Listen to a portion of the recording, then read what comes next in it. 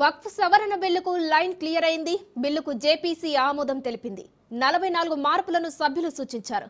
14 సవరణలకు ఆమోదం తెలిపారు. తమ సవరణలను తిరస్కరించారంటూ విపక్షాలు అసంతృప్తి వ్యక్తం చేశారు. జనవరి 31న లోక్సభకు తుది నివేదిక చేరనుంది. బడ్జెట్ సమావేశాల్లో వక్ఫ్ సవరణ బిల్లును ఆమోదించే అవకాశం ఉంది.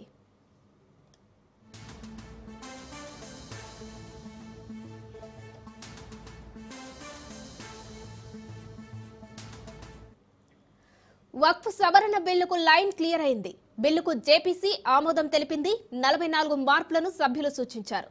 14 సవరణలకు ఆమోదం తెలిపారు. తమ సవరణలను తిరస్కరించారంటూ విపక్షాలు అసంతృప్తి వ్యక్తం చేశారు. జనవరి 31న లోక్సభకు తుది నివేదిక చేరనుంది. బడ్జెట్ సమావేశాల్లో వక్ఫ్ సవరణ బిల్లును ఆమోదించే అవకాశం ఉంది.